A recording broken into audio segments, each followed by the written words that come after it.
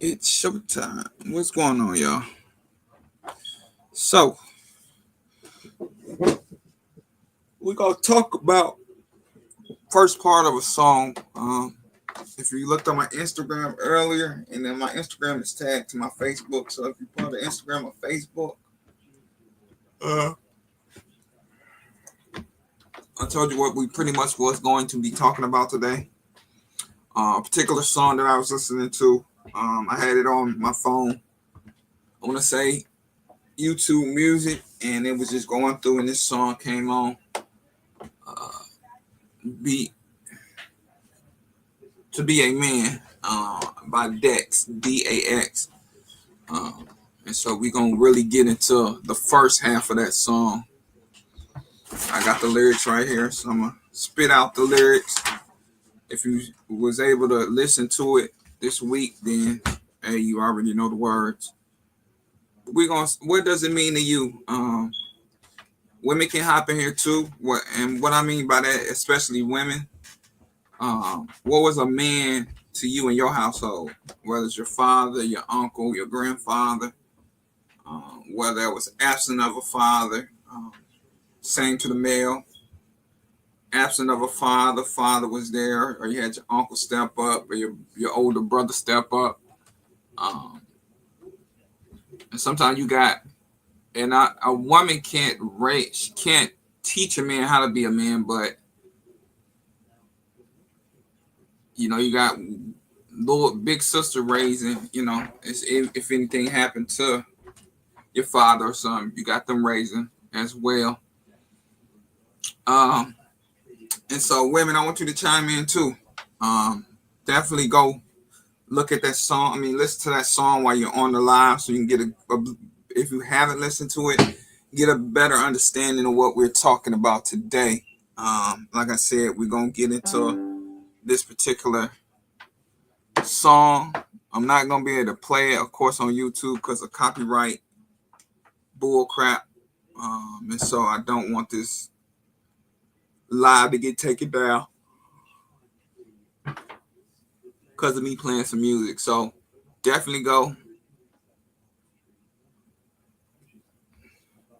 to Be a Man by Dex. Go listen to it as we get into it. The first half of it, I'm gonna read it off. I got it jot down, and then we're gonna go from there. But we're gonna like I do every live that I started doing lately, is we're gonna feature somebody with one of their shorts, and we're gonna go from there. This guy, I've been following him for a minute. Very great. He more of a survivor rather than firearms YouTuber.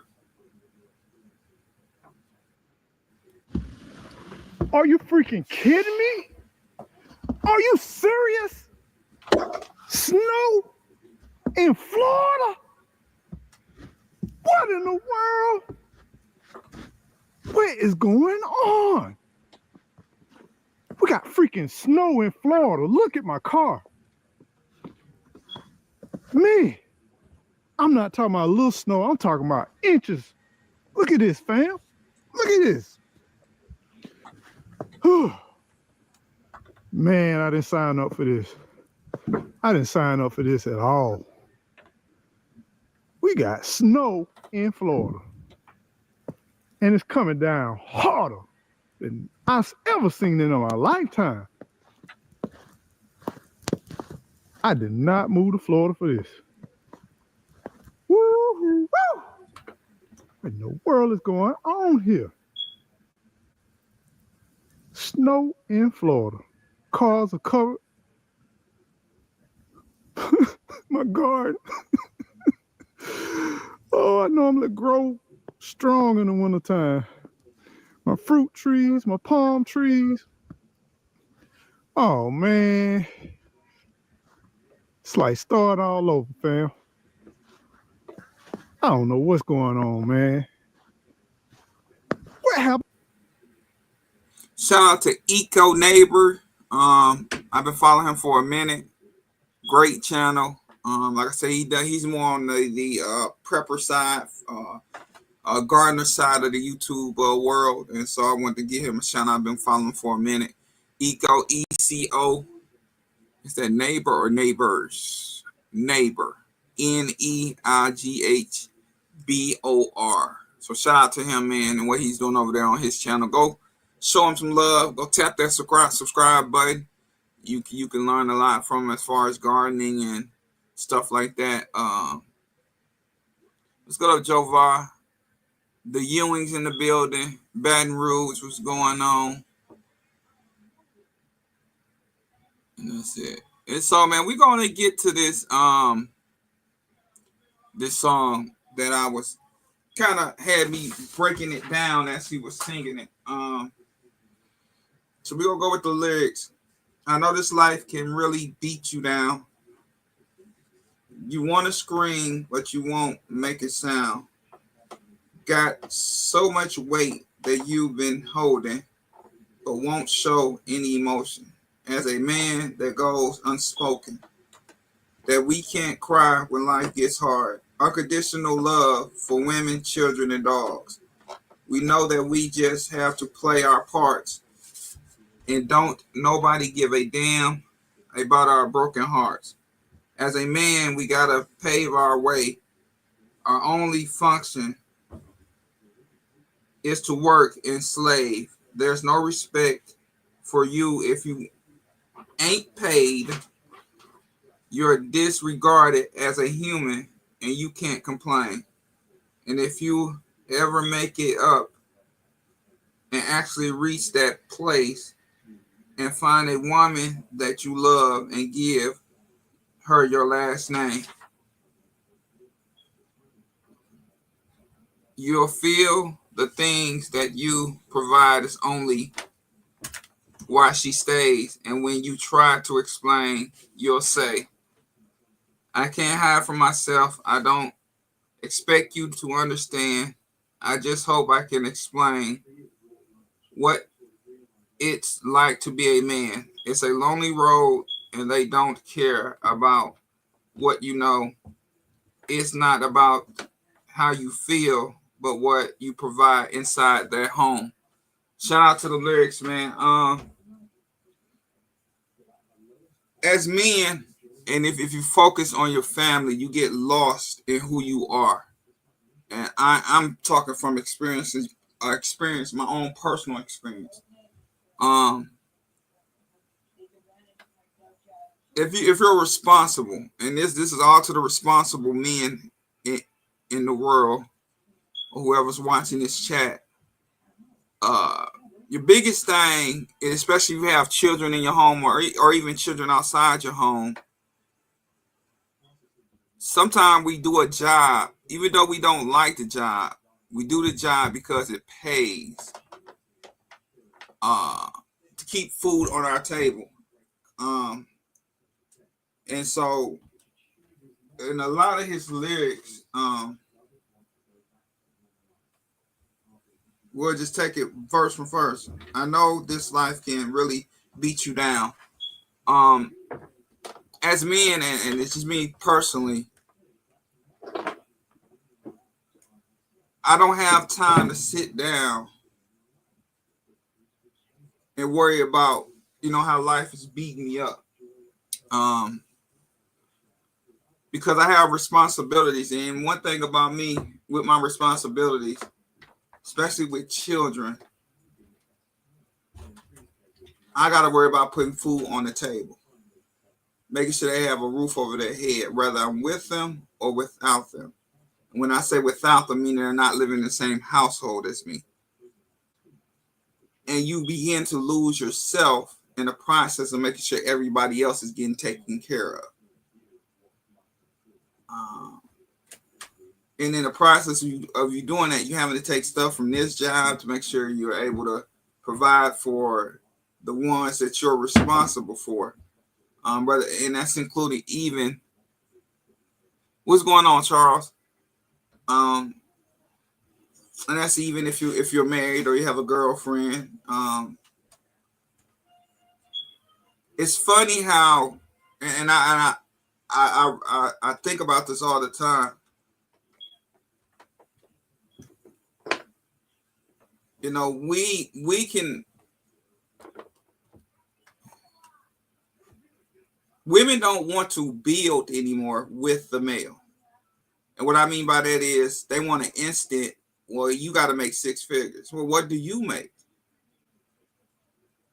That's my question to you. Are you willing to support me? Say if I do go through maybe I have an idea that I maybe want to put out there, but it's gonna cost money. Are you willing to stick through that hard time while I'm trying to get this up off the ground and running? Most women don't want to do that. I'm not saying all women. Most women don't want to do that. They want an instant, well, I want a six figure, quote unquote, man. But to me, do you know what that man went through to get them six figures? Dog, that man probably had to go to school. He probably had to work some odd shifts to work his way up to be able to make that type of money. And so to me, it's easier for a woman than it is a man, to me.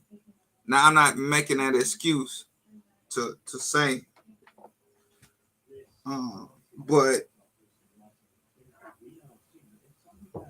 if you're responsible in what you put into someone to what comes out, then you're more focused. And I got a couple men here. Charles Henry, I know he's a father and a husband. Joe Vi, I know he's a father and a husband. I know Jason, he's a husband. And so for us guys, the most important thing is to make sure our families are taken care of. That's the number one thing. I believe. I could be wrong about these fellas, but I think I know them pretty well. That they make sure that the kids are taken care of and their home is taken care of. And sometimes, you know, we lose ourselves in making sure our families are taken care of. Another one, you want to scream, but you won't make a sound. Got so much weight that you've been holding. A lot of us men, and this speaks towards me, and how I saw my dad when I was coming up. My dad had got full custody of me, my brother, my sister. Once my mom and my dad divorced, that's very rare I'm not gonna say very rare, but that's not common for men to get the children. In most cases that I've seen. And so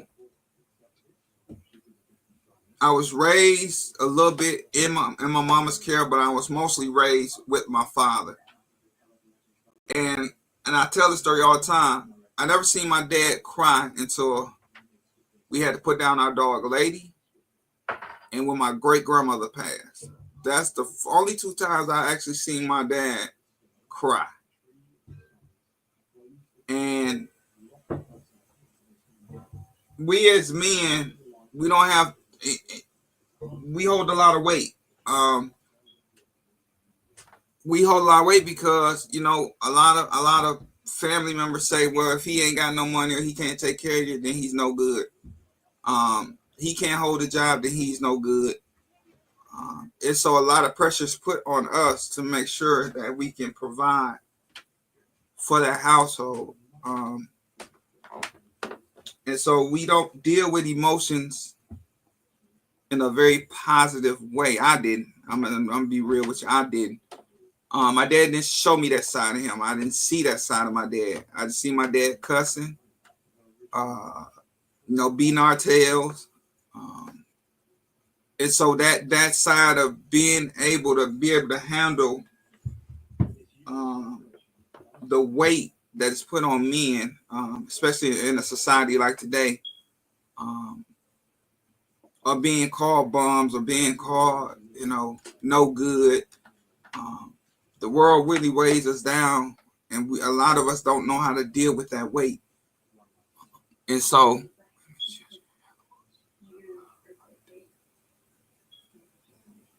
I'm gonna get to that, Jova. That's a lyric actually in the song that he says. So okay, it says, but won't show any emotion as a man, that goes unspoken. So a lot of times we don't say anything when it comes to emotion, because the world has called us where if you cry, you're punk. If you cry, you're weak. And so society puts a certain type of label on a man, if he's not, if he shows some type of emotion. I don't know Joe Vi, and I'm not 100% sure. I believe Joe Vi does have a son. I'm not 100% sure about Charles, but I'm teaching my son that it's okay to deal with your emotions in the way that you feel fit. And that means if you got to let out a couple of tears, let them out. If that's better than you going out here maybe making a rational decision versus you just let it out, stay at home for a minute, let it out, and deal with the emotions at home, then I'd rather for you to, stay at home, deal with them emotions, than go out here and do something you ain't got no business on. And so we're going to go down to another lyric, that we can't cry when life gets hard.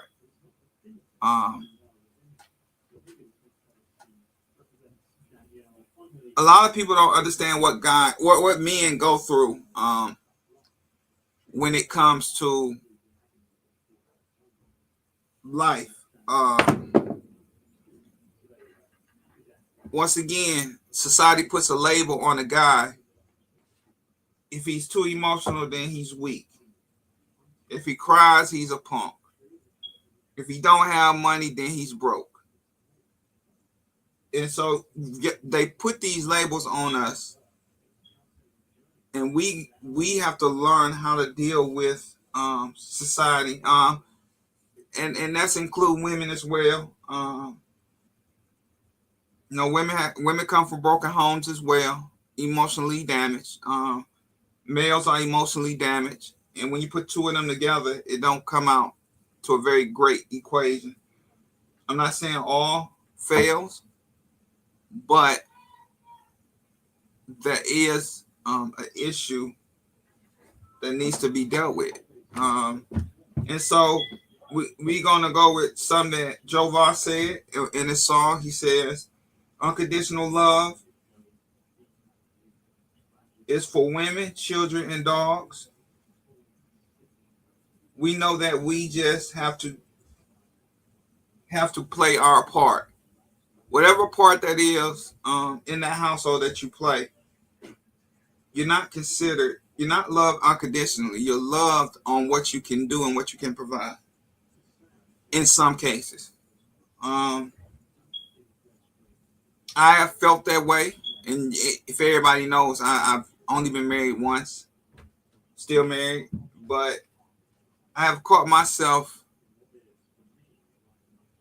really being in a bad place because of me worrying about what's going on and how I'm going to be able to take care of my household with the money that I want to make, but I don't make, if that makes sense. And so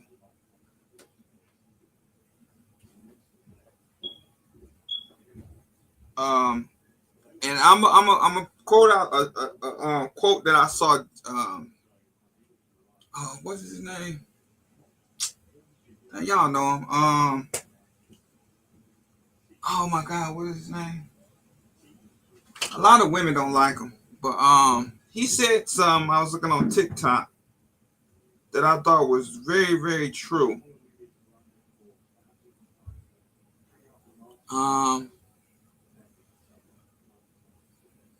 Dang, what's his name? What is his name, y'all? Can't believe I don't remember his name. Charleston White. That's who it is.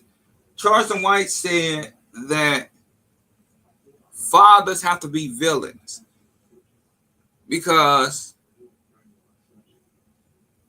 you have somebody in the house has to conduct order, conduct rules and regulations. Somebody has to be that villain in the household. And I was listening to him, and he said structure, accountability, um, and that's what most men in the household we're considered villains, because the mother, the children. Like, I'm gonna give you a prime example.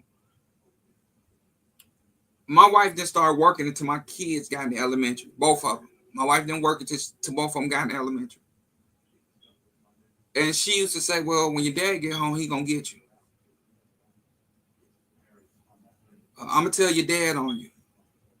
And so at a young age, and I'm very zero tolerance on disrespect. Period. Whether it's my kids or somebody come over here, whether it's a niece, nephew, or a friend, child of ours, if you come over here disrespect, I'm zero tolerance for it. There's no explaining anything to me with zero tolerance on disrespect. And so she used to always tell my children, well, I'm gonna get your dad gonna get you. And so at a young age, that created me as the villain in the household, because the way I was raised, it's no coming back if you out of pocket. And so that created me as a villain. And they still do it to this day. They'll talk to their mother and get with their mother before they'll come and ask anything from me. But that was created a long time ago when they was babies. When they was able to walk and talk and got to, I'm the first one. If I don't think it's right, it's a no. I'm the first one, to really enforce what I believe that they need in their lives. And so I was created the villain at a very young age with my children. And a part of it is my upbringing. I was kind of, no questions asked. You gonna get the hand, you gonna get these hands, and not talking. That's just the way I was raised. And so I had to reevaluate myself as a father. And so, once again, unconditional love for women, children, and dogs. We know that we just have to play our parts. And don't nobody give a damn about our broken hearts. As a man, we gotta pave our way. And that's even with paving our way is even with creating a family. I was at a dinner. Me and my wife had went to a friend. Friend was in town, and so we went to IHOP or either Denny's to go eat out after church. We went to go eat because he had been trying to get us out and go eat since he's been in town. And so one thing he said about me, which I thought was interesting, he said, man, because he knew my wife first. They went to church together. And so once I met my wife and started dating my wife, I eventually left my church and I went to her church. And so I've been knowing him since I've been in that church with my wife. He said, one thing I can say about you, Jamal, ever since I met you, you've been the same unconditional, genuine person. And so I thought that was very interesting to coming from him. Great guy, has his own family of his own, going through some stuff with his children. He has one outside his home, and then he has one that's inside his home. So he's trying to balance both.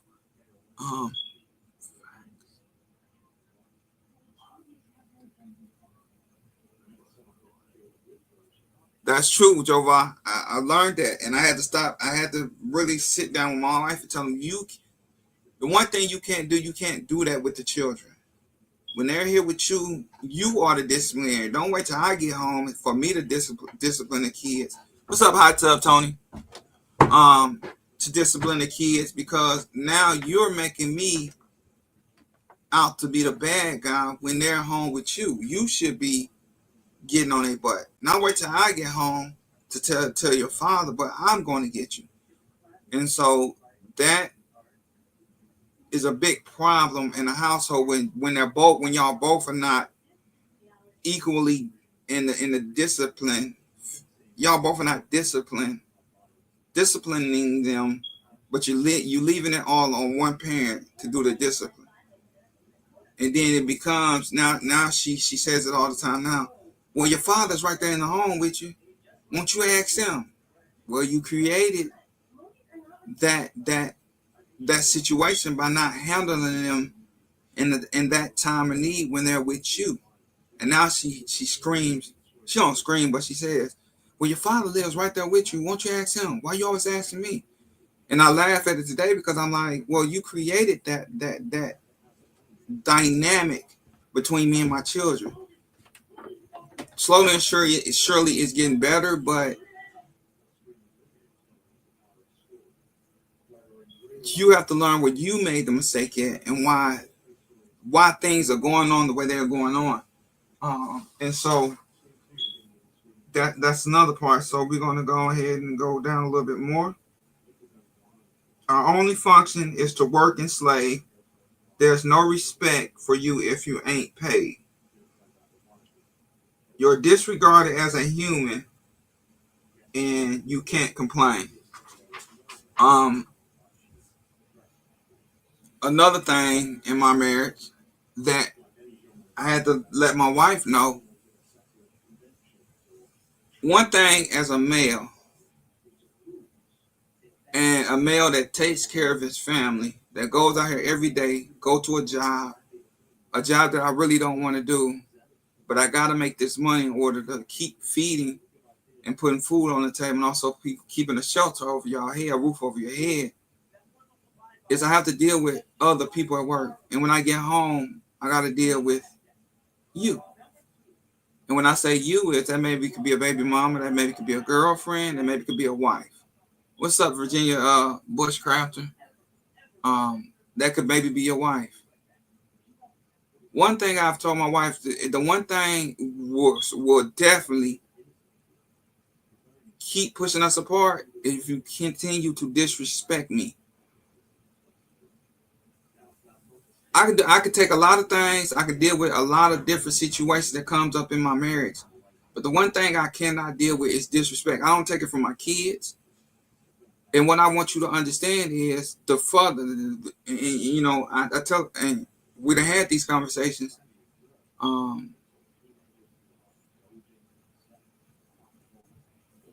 If I'm telling you disrespecting me and you keep, and what I'm telling you, you're not acknowledging it as disrespect, then we're going to definitely eventually going to hit that bump in the road to where it's going to be, well, I got to go. You're not listening to what I'm telling you. You're hearing what you want to hear, you're depicting what you want to depict, but you're not understanding what I'm saying to you.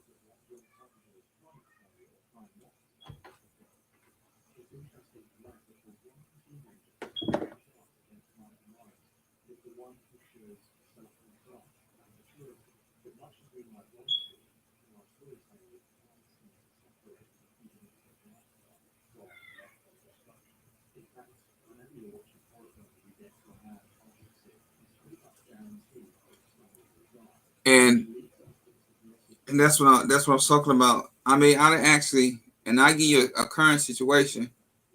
We was at church, and I go to church with my in-laws, with my mother-in-law, my father-in-law.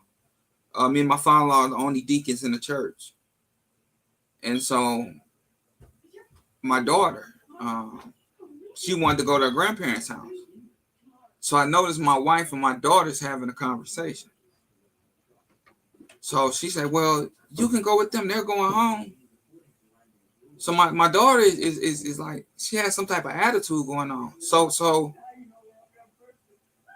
I listened to her again. She says, well, I'm not going to deal with it. You can either go home with them or she said something else. So I immediately jumped in it. I said, you don't have a choice. You either go with your grandparents or you go home. We're not gonna go past our house to drop you off at your grandparents. Now, even though her grandparents live on one about 10 minutes away. But the fact that you want us to go out of our way when your grandparents are going home is out the question for me. And so as I'm saying this, my wife says, Jamal. I said, it's no Jamal in this. Why are you calling my name? Don't call my name. And so we kind of got in disagreement because, once again, don't Jamal me. You need to tell her it's either one or the other, or, shut the hell up talking to me about it. Either you go with them or you go home. And so that's where the kids are kind of like, I don't know, Dad. You know what I'm saying? They got a kind of that standoffish type deal with me. What's up? I did say what's up. What's up, Silverback?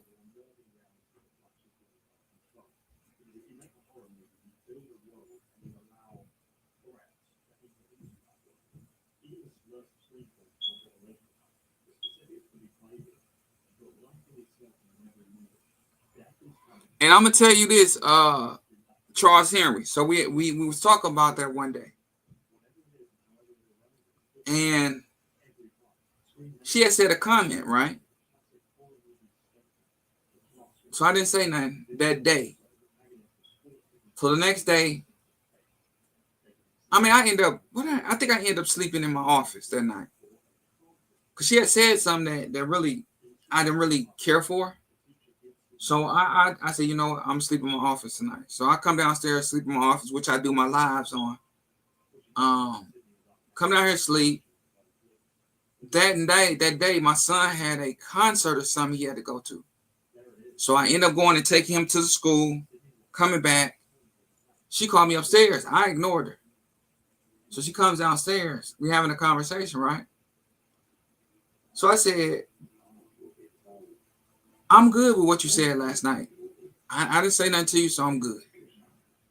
So she said something. I said, so you think you're supposed to say what you're going to say and then think it's okay without you not thinking about what you said to me?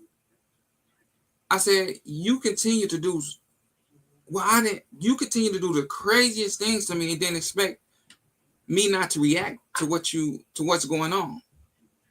You want me to sweep it under the rug and keep on going, but you're not thinking about the consequences of your actions or what you say. And so we kind of got into it. And so I said, you know what? I said, I'm good with it. I said, you said what you said. I'm straight. So she said something. So she said something about I'm not going to beg. So that's when I really got mad. She said, well, I'm not going to beg you. I said, let me tell you something. I said, I never told you to beg. One thing I've always done, I've always taken care of you. I've never disrespected you. And I never brought anything to this house that'll harm you or the children. So I never begged you for anything. So and that's what pissed me off, which is like, well, I'm not begging you for. I said, first of all, you know I have to beg me for anything. I said, anything you've gotten, I've given to you. So please stop saying that you need to beg for anything. You don't have to beg for anything.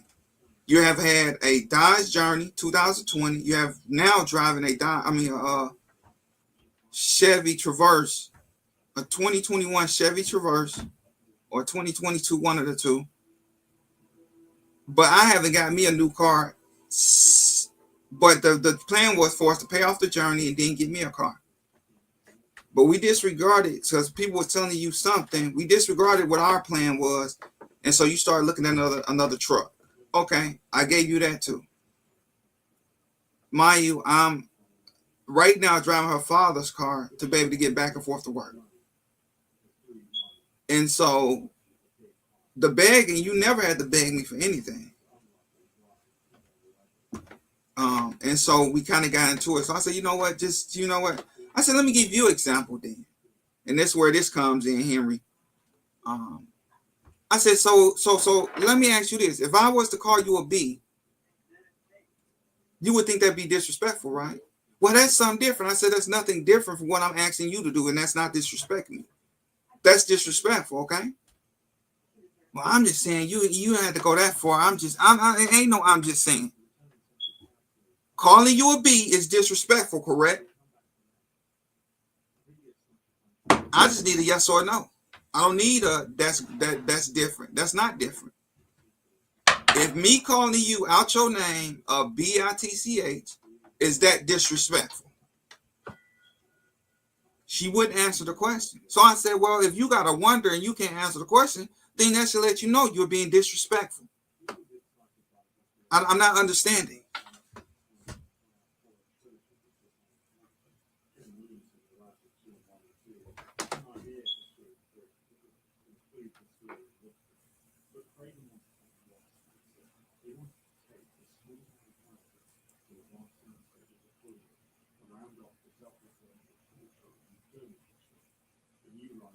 And so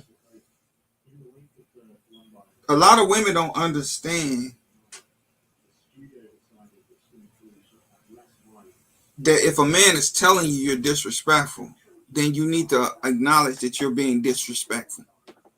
And that's the same thing that goes for a male. If a woman's saying you're being disrespectful, acknowledge that you're being disrespectful and try to change that disrespectful behavior. And so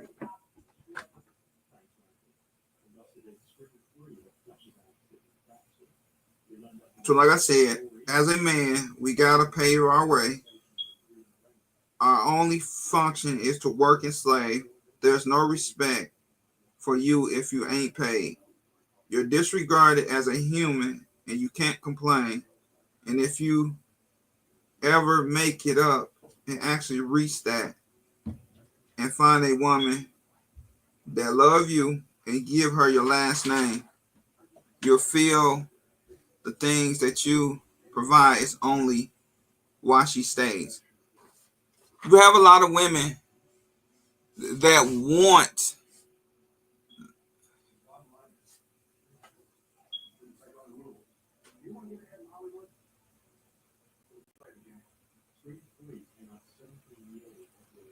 yeah.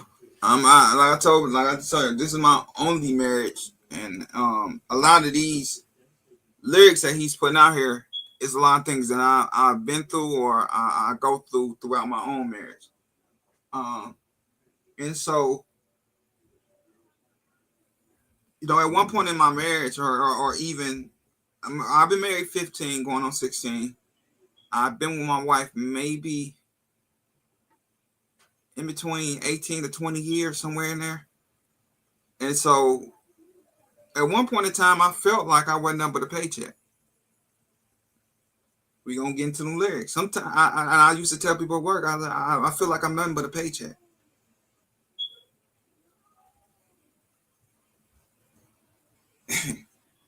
That's crazy, right? And so you can't forget who you are in the midst of taking care of your family, because I'm a strong believer in if you make them, you take care of them regardless of who the mother is. You just have to deal with that. So you be careful on what you're doing and who you're doing. And so I've always been a believer in no matter who. And and one thing I can honestly say that I learned from my father. He always told me this growing up.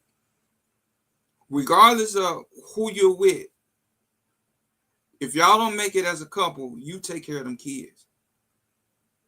You're responsible for them kids. You lay down and had them with her. You as a man are responsible for them children that come out of her.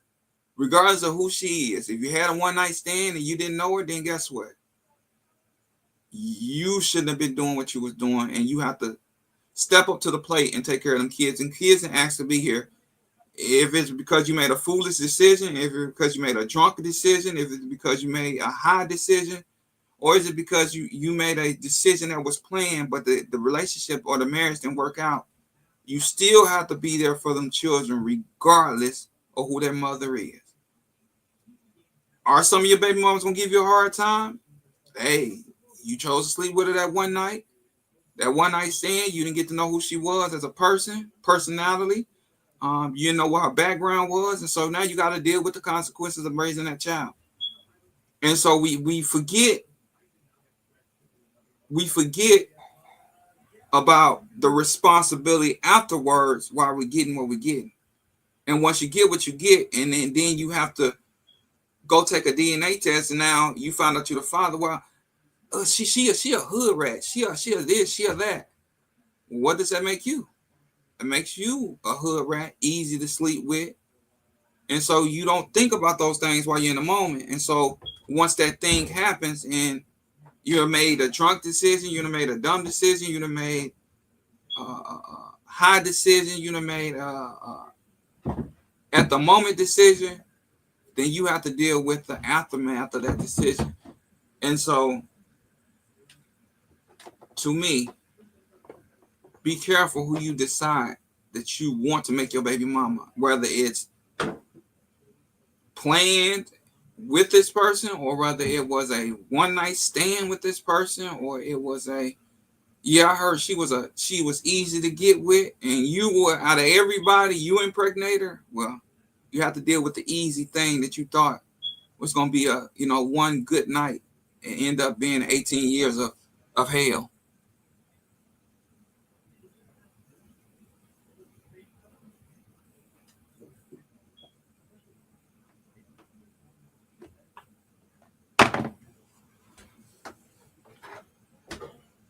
Yeah, so that's why I did this, and then the course says I can't hide myself. I don't expect you to understand.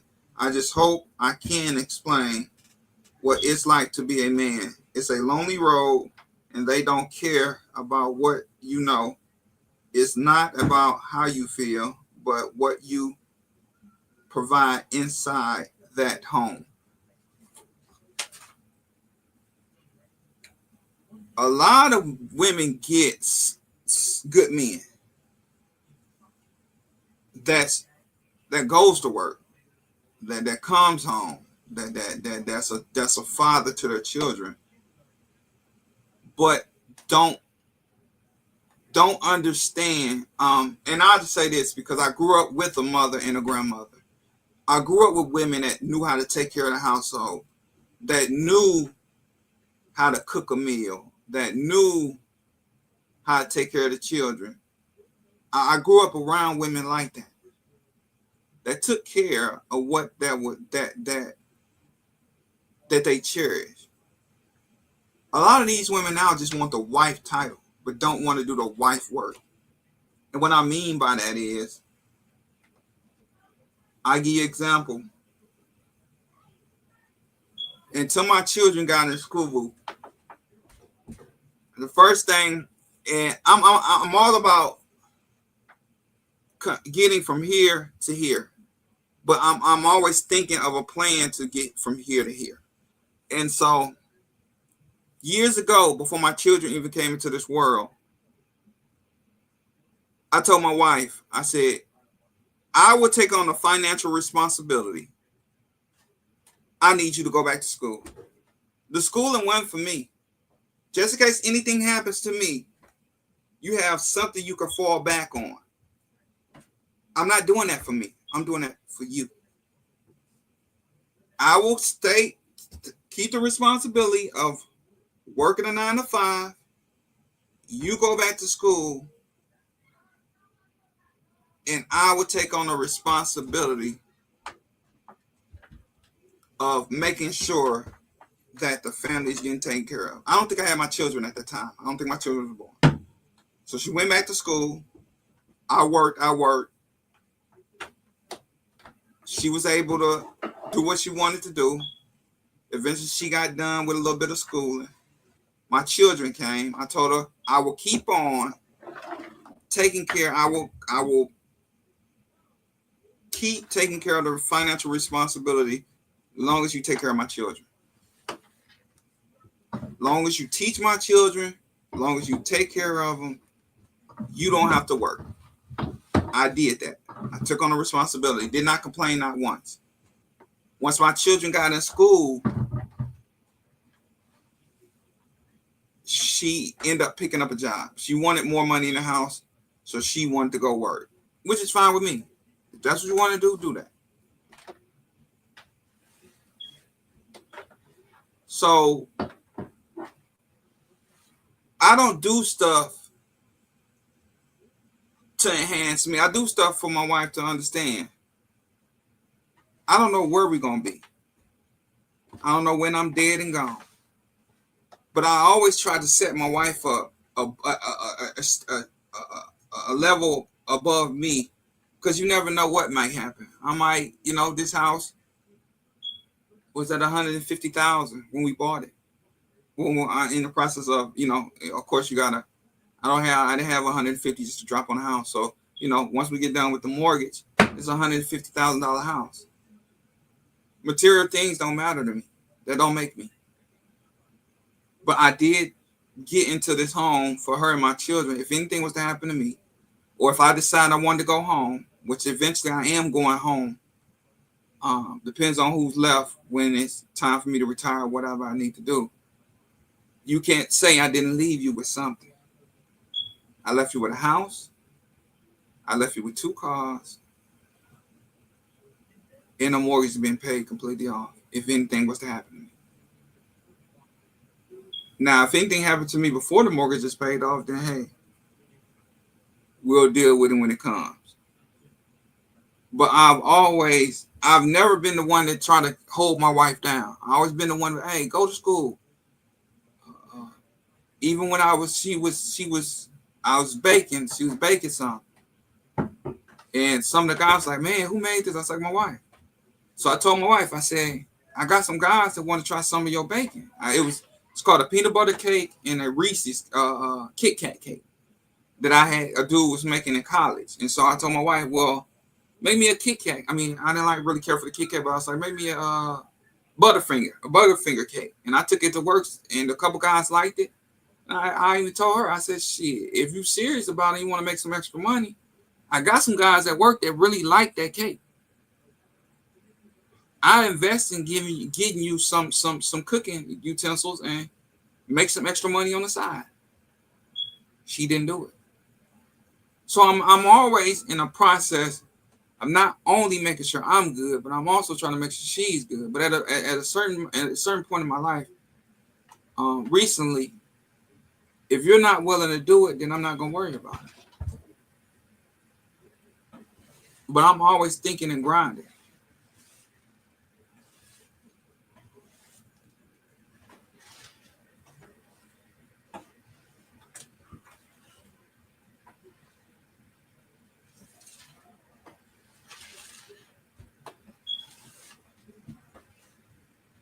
Yeah, that's true.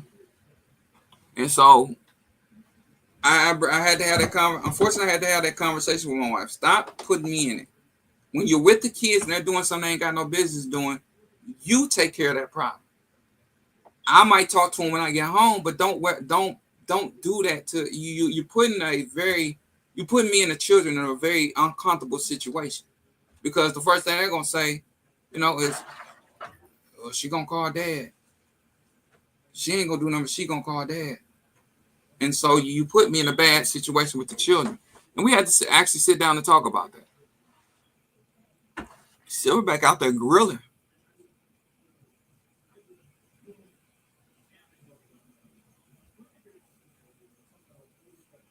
Well, that's true. That's true. I do have life insurance, hot tub, but when I say that, I mean, when I say something happens to me, I just want her to be able, if I'm dead and gone. Let me take this off. What's going on, hot tub? When I'm dead and gone, I want her to be able to continue to take care of what's going on here. And if she's not, and that's the reason why I push her as far as her doing different things, and because I'm not here forever. I'm just not. But once that insurance money run out, you still got to be able to live. And that's my whole mindset with my wife. It's even with her car. I tell her all the time, when I had hernia surgery and I couldn't get her. She had to have her brakes done. I ended up having my boy do it, but I was like, just simple stuff like she was like, I'm just like, learn how to check your fluids, learn what goes in what. I'm not saying that I'm not gonna check it, but I'd rather for you to know. So if you do have to take it somewhere, say I'm in a coma somewhere, or I don't even come out, you got to be able to know where stuff is going so that you know exactly what they're doing to your car. It's not me being an ass, but I'm just giving you the knowledge in case anything does happen to me. But go ahead, Hot Tub.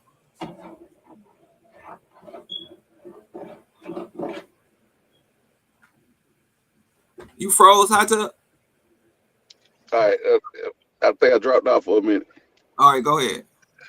Hey man, if you ain't living in my house right now, bro, everything you saying, I don't know too many men that can't relate to what you going through right now. You be having some topics, bro. Hey man, marriage ain't easy, and everything you saying, you ain't by yourself. Yeah. I just think that we've gotten to a point in society where women have way more freedom than they've ever had before. And they don't know how to. I'm trying to think how to say this without pissing off the women, but I mean, it is what it is. Leadership has never been their role. Now they're thrust into positions where they have say so. Whereas a generation ago, 2 generations ago, they didn't have no say so in the house. That man said what it was, and that's what it was.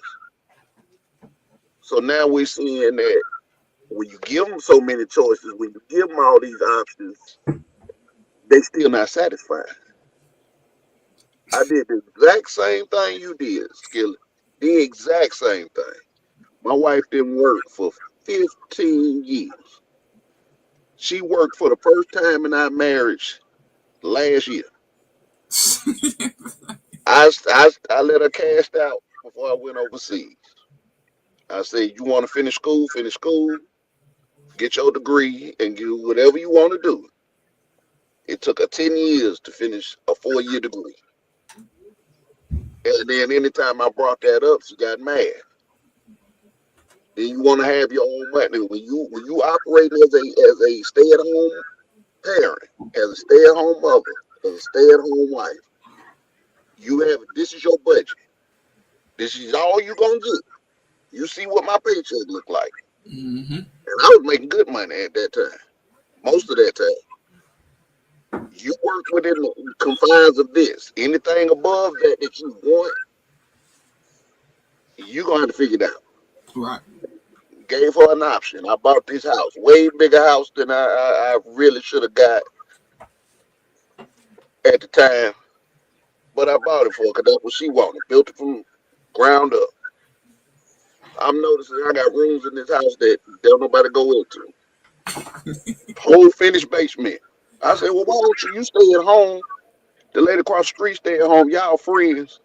All these parents in the neighborhood that got little children, they need child care. I said, why don't you open up a daycare in the basement? Mm-hmm. I said, you know how much money you get for a child? That's $300 a child. At Right. that time, that's $300 a week at that time. Now it's way more than that. Way more than that. It's ridiculous now. You know, she wouldn't do it. So now she now she's in a position she's working, she's miserable. Um, we just had the snowstorms down here, back to back snowstorm. You chose to go into the medical field. That's your decision. You Right. now an essential worker. So now you got to stay at the hospital for 6 days in a row. It's just me and the kids. Right. But these are decisions that you miserable about that. You get what you want and then you still miserable. And Mm-hmm. I'm saying that, and I don't speak. I try not to speak on women issues because I'm a believer that they don't want our opinion. No. If they did, they would listen. So women gonna have to figure out women shit. But As a husband, as a father, I'm exactly the same thing. I don't see nothing you said that was wrong, bro. I'm in lockstep with everything you just said Man, it's because crazy. I'm going through it. And I'm like you. I've been married 20 plus years. Mm. You know, so you should know that person. You would think you would know that person out there. I'm here to tell you, bro, you don't know them. I'm like you had to, because a long time, man, I felt like, you know how they say, happy wife, happy life. No. After a while, I'm just like, dude, you still unhappy. And then I said after a while, I said, you know what? Only thing that can make you happy is you. I stopped even worrying about making her happy. I was like, dog, no matter what I do, you stay home. Your friends, matter of fact, got somebody in the household with them, ain't doing nothing with the kids, don't take the kids nowhere. I said, you got it good compared to your friends. Mm-hmm. You got 2 cars. Our plan was for you to pay off. We was gonna pay off the journey. Get me a car. But you got to talking to everybody outside the household, and now you want a bigger truck.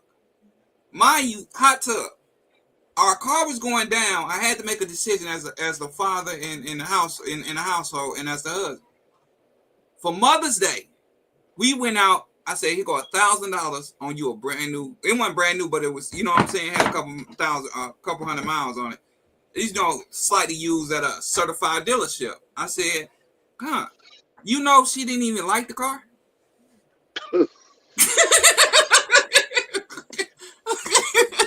You know why I'm laughing, Skilly?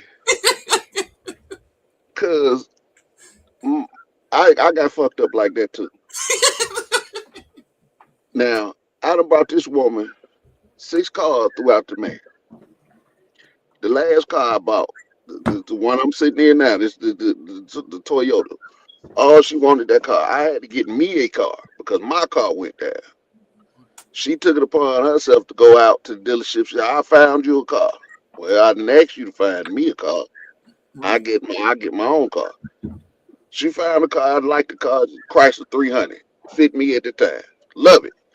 She let the dealer talk her into she wanted this Corolla. Okay. I'm looking at my budget. I'm scratching my head like, it gonna be tight. Yeah. 'Cause you ain't working. But if you want it, here it is. Right. Fast forward, not even 2 years later. What she do? I don't want this car no more. I need a new car. I'm working now, so I want a new car. But never mind the fact I said, oh, whoa, whoa, whoa, whoa. I'm paying for my car and the Corolla. And now Right. you finna jump out and get the new car. So you finna pay for this? Right. Well, I don't want it no more. I thinking I could trade it in. No, no, no. You ain't built up enough equity to trade it in yet. She went out and bought the car. All right, that's fine. I did what I had to do. I shuffled some things around, and I said, "Well, which one out of the two is cheaper?" I had to and I love my car. I love my 300, but I couldn't pay that and this. Yeah. So I took the hit on my credit on that. But I'm looking at her now. She working. She make good money now. She damn near make more than me. But I'm looking at it like, oh, now you getting the big head. Like, you forget for the last 15 plus, well, shit, 17 years, you ain't worked. Right. I took everything on my shoulders.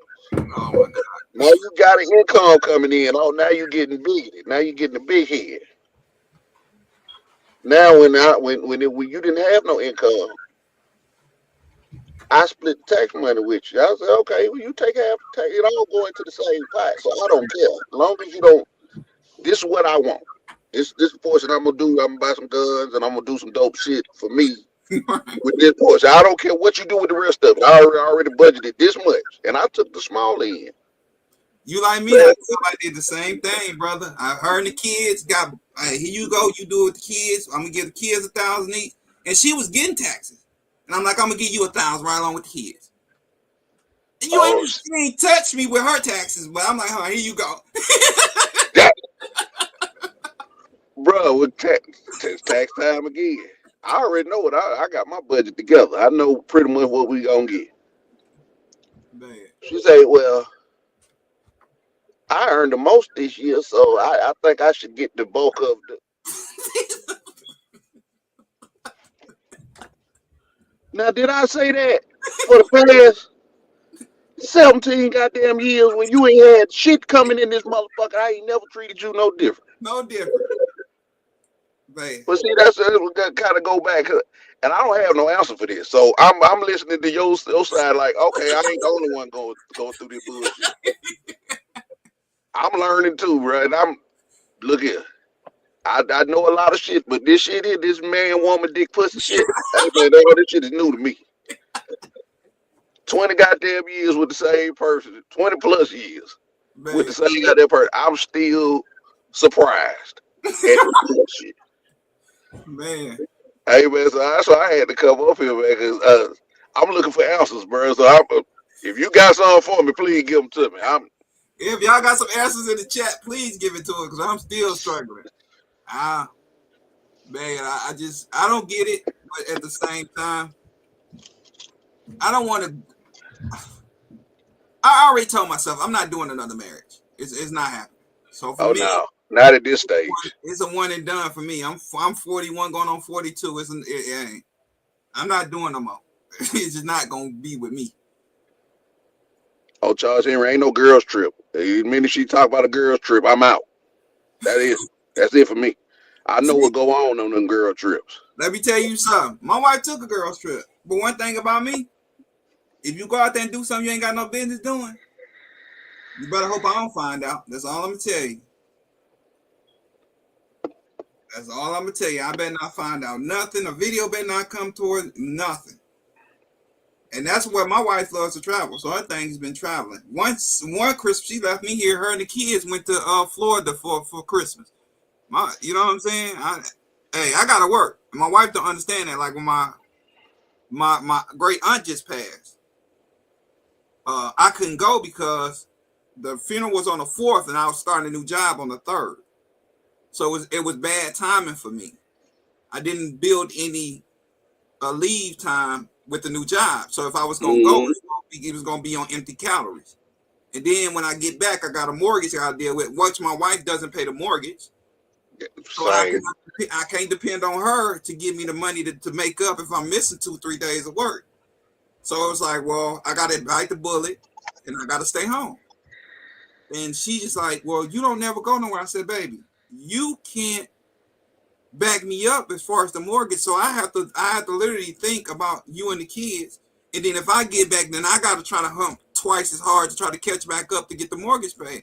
I'm not doing that. I'm not. So I'm gonna stay my black ass here. I saw some of the funeral on the Facebook Live, and that was good enough for me. But my wife don't think about stuff like she just ups and gets up and runs. She don't think about down the line. I'm thinking about what's Mm-hmm. going to go on down the line.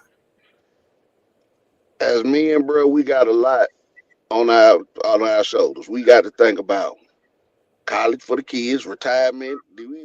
We always got to have a 20-year mindset, a 20-year in advance mindset That's where I of am. what we gonna do. It's funny you brought up the trips. Man, I'm gonna tell you one of the biggest fuck you moments I had. I lost a lot of money on this. When I started contracting, I set up a beautiful, because we didn't have no honeymoon. So I said, you know what, I'm gonna take you on a honeymoon. I had a trip planned for Bora Bora. Mm, The Bora Bora trip is 3 islands you go through within the course of a week and a half. okay. I told her, I said, this is what we got going on. We got the villa. It sit on the water in each one of the islands that we go on. I mean, when I say the villa is on the water, Woo. it's a glass bottom in your room. You looking down and it's nothing but the ocean. You in the middle of the ocean. Woo, that's nice. Okay. Dope trip.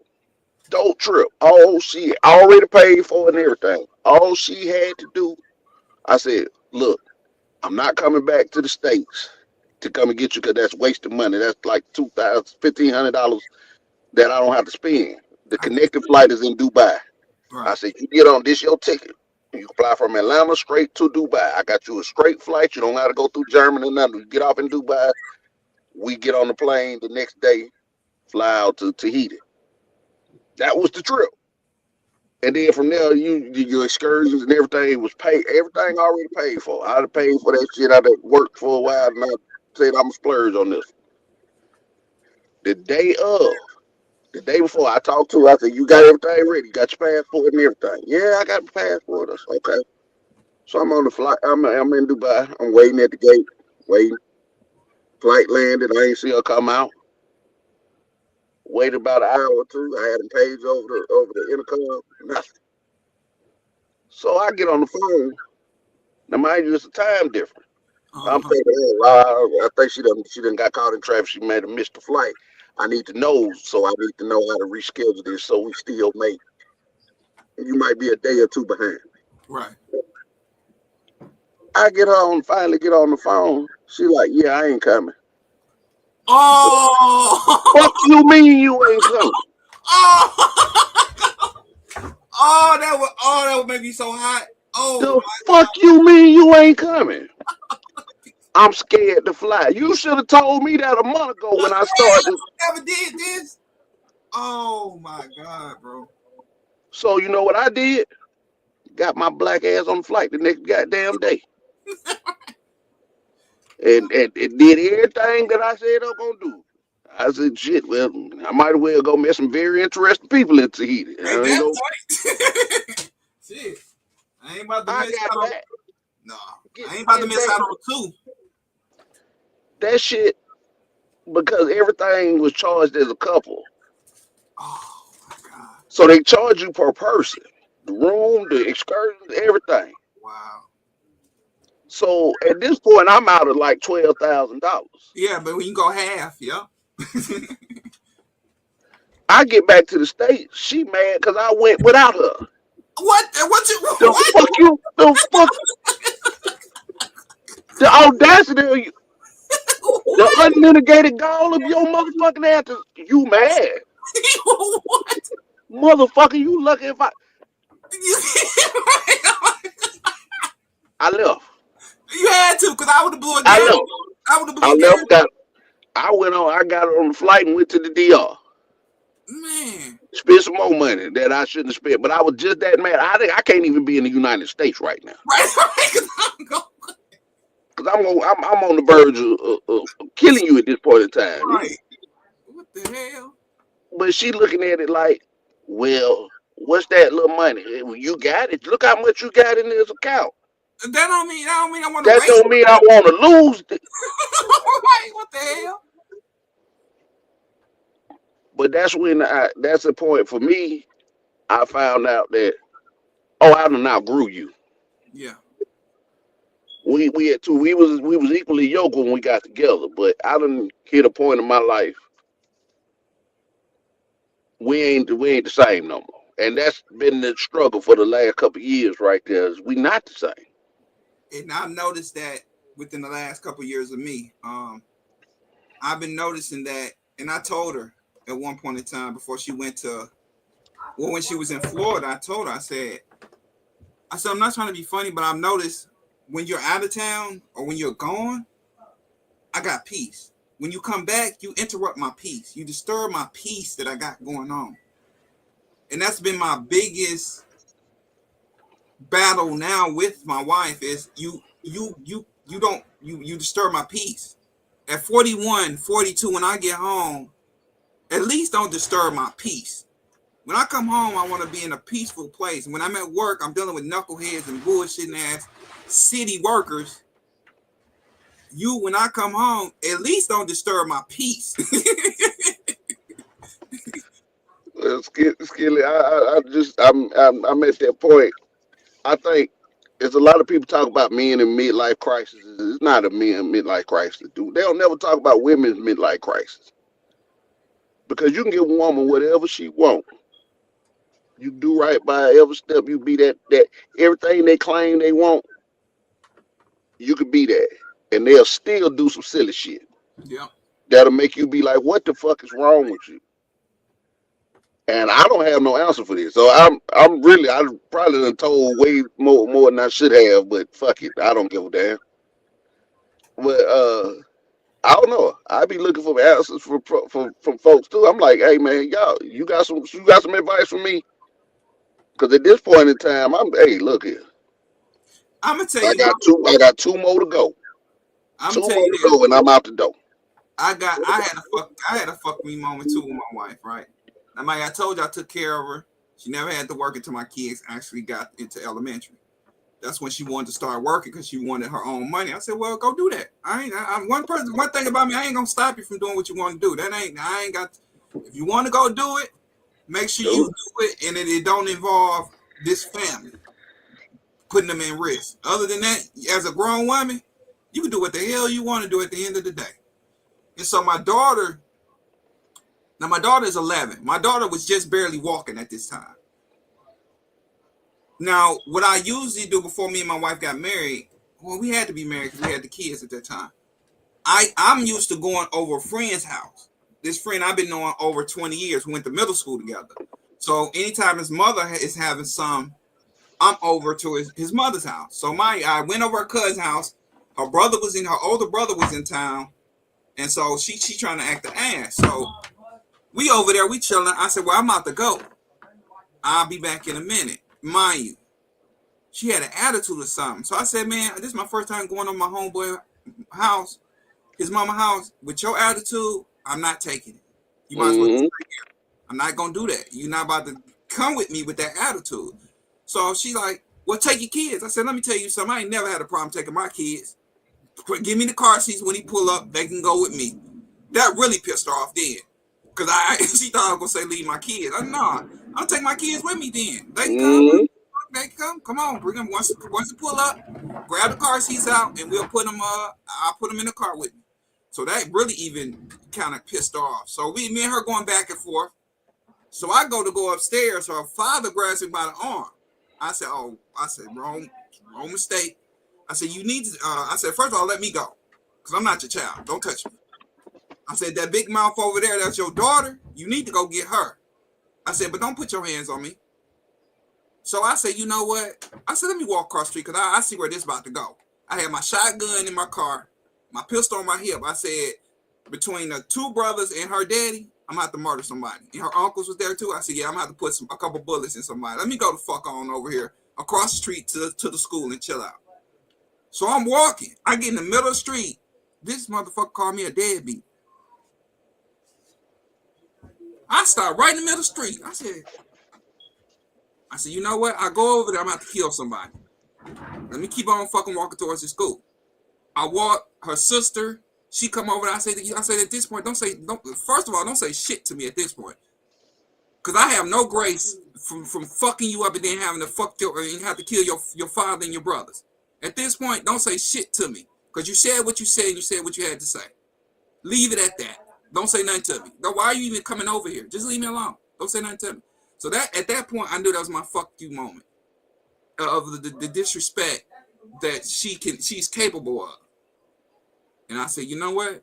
I told her that the next day. I said, you know what? At this point, we might as well go and get a divorce. I said, because you very disrespectful. You let anything come out your mouth. Well, I was mad. I said, I don't give a fuck. I said, do I walk around here calling you a B every time I get mad? What the hell does that mean?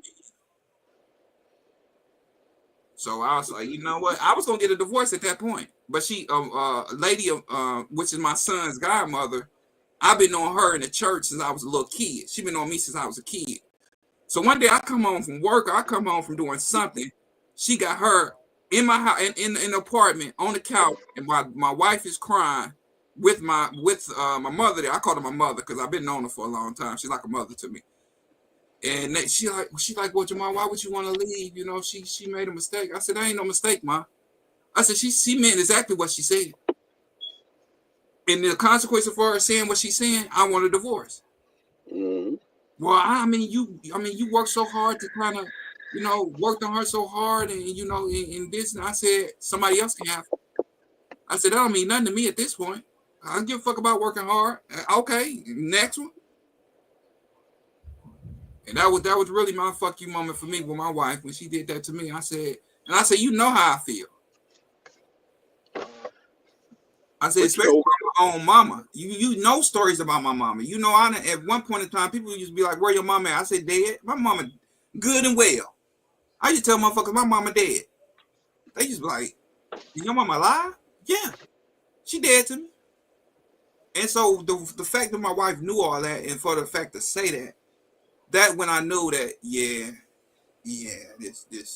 this ain't what I thought it was gonna be. One thing I realized, bro, and this what kind of made me. Maybe I'm wrong for this. I don't think I am. I've been through some counseling. They say, uh, some of them say you wrong, some of them say you right. But one thing I realized early in my marriage is I don't share. You're supposed to be able to tell your spouse any damn thing. Uh-huh. I let my wife into some. I've been this is my second marriage. My first one didn't last but a year, and I knew I said, "Oh no, I'm out. I ain't finna sit here. I've been a cute your ass. Let me go." So I shared something from my first marriage to my wife. She ain't say nothing about it. She was compassionate. I had never told that shit to anybody. Mm-hmm. Fast forward 5 years into the marriage. We get into an argument. We had one of them arguments that's a bad argument. Right? Ain't nobody letting that go. What the first thing now, all the shit she told me, I ain't never said that. I never threw none of that shit in her face. But the first thing she went to, that's why such and such did such.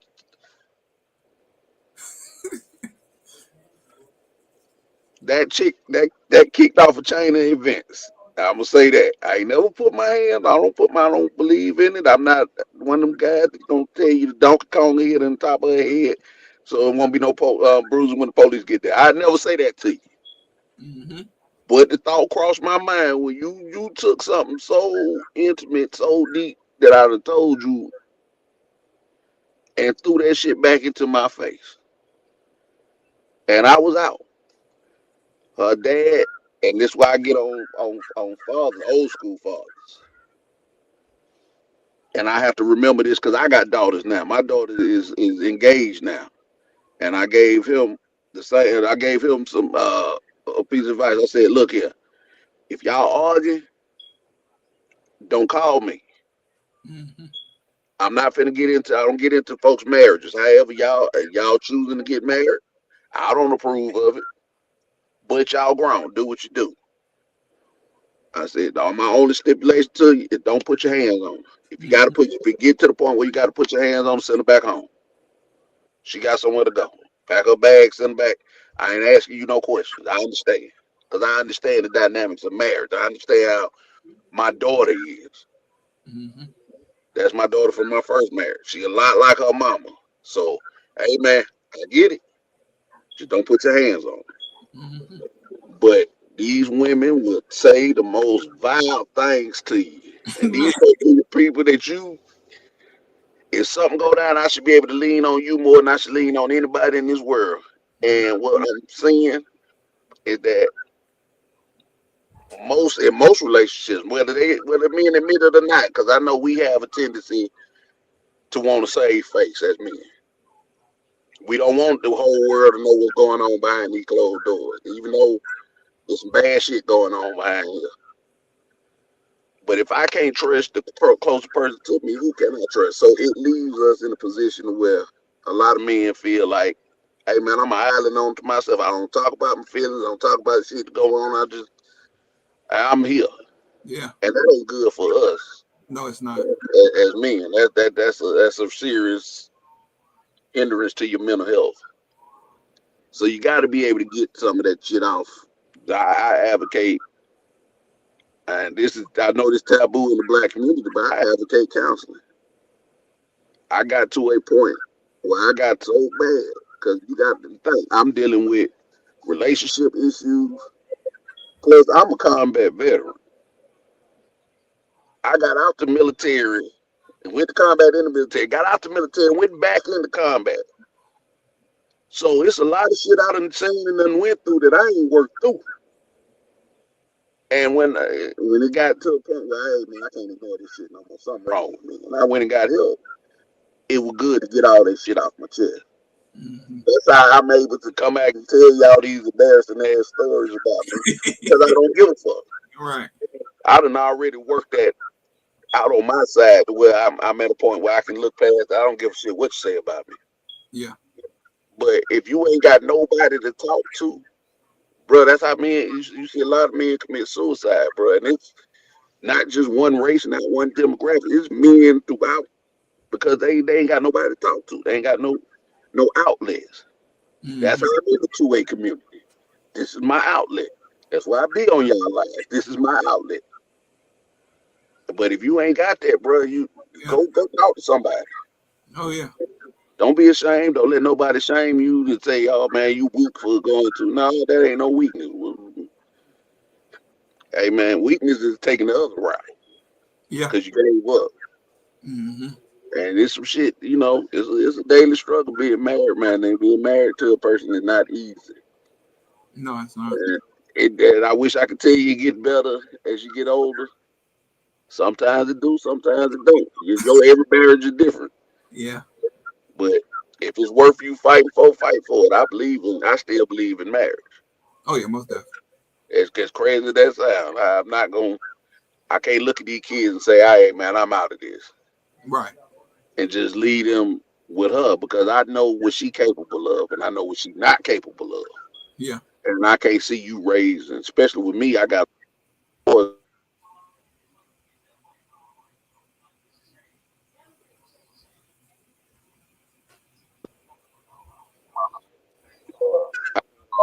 So I can't just leave you to raise these young men into men.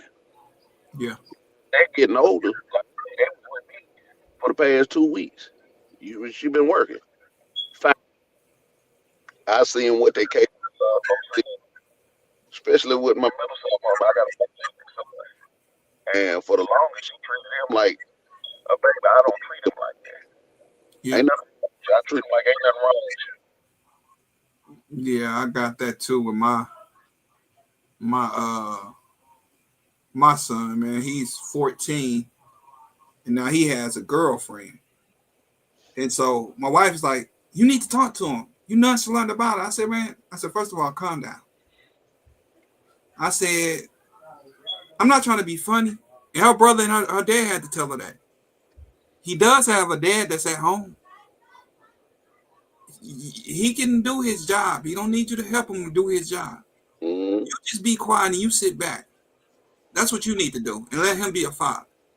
So I'm glad I have a father and her brother in the ear to kind of like, you need to calm down. Let him do his job. Mm-hmm. Leave him alone. He'll be all right. He know when to approach him and when I talk to my son. Just because I don't talk to him in front of you. That part. That part. That part right there. And No, so, that go ahead. you said a mouthful. That part you just said. Because what they have a tendency to do is when you trying to instill manhood in them, when you trying to instill values in them, they'll interject Yeah, yeah, because it didn't come out of their mouths and it wasn't their idea. That wasn't what they think the idea of a man should be, or this should work out like this. They would interject and they would come in and basically sabotage your discussion. So that's very important if you're gonna be having those discussions with them to pull them to the side. Hey man, this what I need you to do. This what I got going on with you. Woo, woo, woo. Kind of just check your temperature. oh yeah, So yeah, I commend you for that, bro, because you figured it out. Yeah, yeah. I don't need to have this conversation around you. Right. So I mean, I talked to his little girlfriend. She seemed to be a nice young lady. And, just joking with her on the phone. And my son, we have conversations about girls. And like I tell her, I have conversations with my son. You don't be around when I have them conversations, but you'll be all right. Raise my daughter. That's what you need to focus on. Don't Yeah, focus on him. I got him. I'm not going to tell my daughter how to be a woman when I'm not a woman. I can't teach. exactly. That's what you need to be focused on. I'll deal with him. But she just think I'm nonchalant with him. Jamal, no, me and Jamal, we talk all the time. It's not most of the time. It's not around her because dad and father and son, they need to have our own private conversations. It don't involve a woman. Because I mean, it's got certain conversations. Women, I'm a overshare again, and I'm gonna be intensive, but I'm pretty sure I ain't the only one that been through this. So one of my sons started tugging on himself. She come in. Why is he spending so much time in the bathroom? I said, leave in the bathroom, leave him alone. I know what he doing. All right. I knew what he was doing. She took it upon herself. Now I got. He been in there 30 minutes. Took the key because I got skeleton keys for every door in the house. Uh-huh. And you open the door and then you walked in on what you walked in on. Right. Now you mad because I said, what did you embarrassing the boy for? Now you done embarrassed him. Oh, hey, what are you doing? You gonna go outside. Go take a ride or something. Tell let me talk to him. Right. And he already feel bad because he got caught. But I knew what it was when I started seeing the crusty socks. I said, all right, you shake your hand with the president. I get it. Oh man. But don't make you shaming the boy. I said that what you gonna give him a complex or something. I said, Right. don't do that. Put it in the context for him. Look here. Don't be looking at no porn on your phone now. Right. But you got to explain it to him that that's natural. Every young man go through that at some Right. point. Mm-hmm. But the way you handled that, Was way wrong. right? And that's where we as fathers. That's why I told her. I said, you look here, stay in your lane. Yep. These here, once they hit a certain age, they yours up to this point. Right. Once they hit this age right here, or they started going through these, they mine. Right. Middle school Cause through high school, they mine. you can't do Elementary, nothing they for yours. After elementary, them boys become mine. them. They mine. Cause you can't guide them for the rest of the next couple years till they get up out the house. Right. That's my job. Exactly. So when you start to step into my lane, I take offense to that. I'm like, that I tell her, like, stay in your lane. Got to. Stay in your lane. You don't want to discipline them. You sit up there and holler at them, tell them to do the same thing over and over and over again. I come down the stairs, tell them one time, hey, I don't even got to finish the rest of the sentence. Just, hey, they Right. get they get to moving, taking out trash, washing dishes, clean the table. Cause you already know, but you like you said earlier, you put me in a position to be the bad guy. I don't care I do. about being bad. I don't give two less than a fucks who don't like me in this house. Right. Exactly. I tell you up front and real quick, I don't give a shit if you don't like me. My sole job is to make sure you grow up to be the person that you demand that you need to be. As long as I've done that, I've done my job in my eyes. I Right. don't have to justify it to nobody else. How I run my house is how I run my house. When you get out there and have your own house, you can run yours the same way. You can run Exactly. yours a different way. Different way. But what you're gonna find out is and my oldest son is we're finding this day like, damn, Dad, you was right on this. I see he say that every other day. He works. He finally got himself a grown up job, making good money. Yeah. But he's running into corporate America. How do I deal with this in corporate America? How do I deal with that? Now you ain't running to your mama and asking them questions. You Right. running to me. Right. And he told me the other day, he said, Dad, I understand why you come home, why you would come home and just sit in your car for 30, 45 minutes. Yeah, I gotta decompress. Cause Man. I can't take what the world done put on me. The And world done kicked my ass for the last 8 to 12 hours. yeah. Now I got to come home and be not carry that into this house. I got to let this shit go for a minute. I got to sit back in the car and I got to hit me one or I might stop by the liquor store and get me a drink or two. Let me get this hook in me and I'm cool. Now I'm going in here and I can be daddy to y'all. Yeah. And he said, I get it now. Yeah. We all criticize our parents till we become them. Become one. Yep. Oh my God. You ain't lying. Man, you ain't It, lying. it is, yeah, adulting is hard. Yeah, this shit didn't come with no instruction manual. I don't know what I'm doing. Making this shit up as I go along. Hey, Shit. that's it. And you know what? The crazy part is, and I commend my dad because he took on the responsibility. My dad didn't get the guidance from his dad because my dad's dad wasn't there. So he Hmm. had to learn on his own how to parent. I think I'm at that point. I'm like your dad. I'm trying to figure this out with no blueprint. My dad died when he was taken from me early in life. Mm-hmm. So ain't no blueprint for me to say I'm a model myself. My dad did this and that. A lot of us ain't got that. That's true. We ain't perfect. We learning as far as men and as fathers. We learning. Yeah. One thing I will say, I don't, and I had to tell my mom this. She said, you need to step up. I was going through some things in my life. I had a couple of bumpy patches earlier. She was like, you need to step up and be a man. And I had to tell her, whoa, whoa, whoa, whoa. What are you stepping right there? I said, how can I be what I was never taught? Talk. Exactly. I said, you ain't teaching me how to be a man. You couldn't even choose a good man. Mm. I kind of gut punched my mama right there when she like, what can you say after that? Nothing. I said, we both adults now. I said, I'm trying to figure this out and be the best that I can be with no example. Makes sense. So I'm gonna make some mistakes. You can't hold that against me though. Yeah. You know, I got to figure this out for myself. I appreciate your input. I appreciate you. You know what you just did for me, coming to get me. But let me tell you something. Don't ever criticize my manhood, Yeah. because you're the reason why that component is missing. And when you tell them that you pointing out their flaws. They don't like that. Oh, they don't like that at all. Mm-mm. So if you want to figure it out, man, you seek out somebody that's you a young man. I'm talking to the younger men that may be in here or watch it on playback. If you ain't got no example as a father for your manhood, you find someone close to you. If they showing you an example of manhood, you can pick and choose certain parts of that fit you, but you Mm. gonna have to figure that shit out on your own. Yeah. Don't never let nobody tell you this is what you should be as a man. This, because them people that tell you that got some fucked up shit in their life. Yep.